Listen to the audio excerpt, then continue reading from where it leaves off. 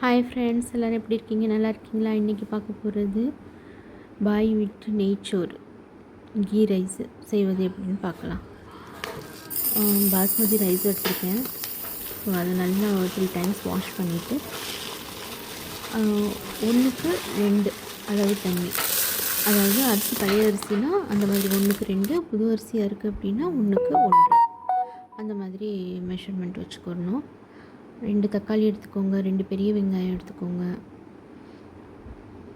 அதுக்கு தேவையான பொருட்கள்லாம் இன்க்ரீடியன்ஸ் நான் என்னென்னு சொல்லியிருக்கேன், அதை நோட் பண்ணிக்கோங்க.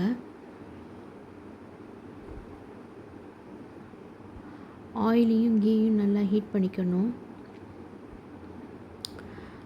பட்டை, கிராம்பு, ஏலக்காய், சோம்பு இது எல்லாமே அந்த ஆயிலில் ஹீட் ஆனதுமே 1 பை 1 போட்டுருங்க. போட்டுட்டு நல்லா ஆனியன்ஸை ஸ்லைஸ்டாக கட் பண்ணி வச்சுக்கோங்க.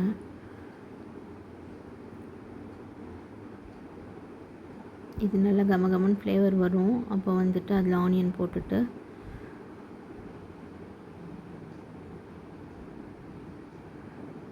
நல்லா வதக்கிடுங்க.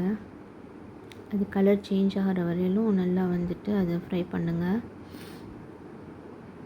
அப்புறம் ஜிஞ்சர் கார்லிக் பேஸ்ட்டு 2 ஸ்பூன் போட்டுக்கோங்க.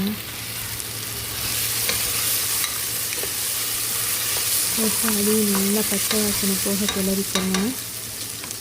அதுக்கப்புறம் அதில் வந்துட்டு வீட்டில் அரைச்ச பட்டை, கிராம்பு, ஏலக்காய் பவுட்ரு இருக்குது அப்படின்னா போடுங்க. இல்லைன்னா இந்த இடத்துல கரம் மசாலா யூஸ் பண்ணிக்கலாம்.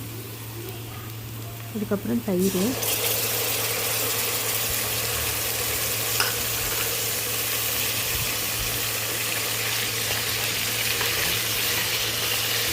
அளவு எல்லாமே உங்களுக்கு தனியாக கேப்ஷன் கொடுத்துருக்கேன், நோட் பண்ணிக்கோங்க. தக்காளி, பச்சை மிளகாய் இந்த ஸ்டேஜில் போட்டுருங்க. போட்டு இதையும் நல்லா வதக்கிடுங்க. அப்படியே கலர் சேஞ்ச் ஆகி வரும்.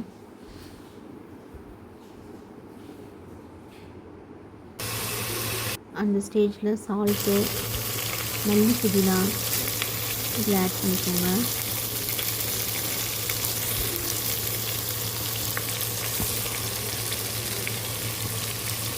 நல்லா மிக்ஸ் பண்ணிவிட்டு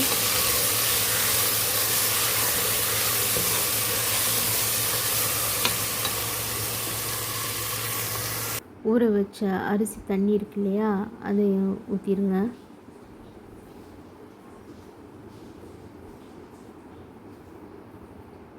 பாஸ்மதி ரைஸ் எப்போவுமே ஒரு 1/2 hour ஊற வச்சிட்டிங்க அப்படின்னா, 1/2 hour to 1 hour ஊறிச்சுன்னா நல்லா உங்களுக்கு பொழு பொழுன்னு இருக்கும் ரைஸு.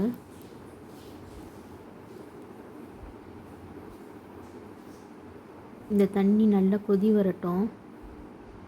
வரவுமே இதில் லெமன் ஜூஸ் ஆட் பண்ணிக்கோங்க.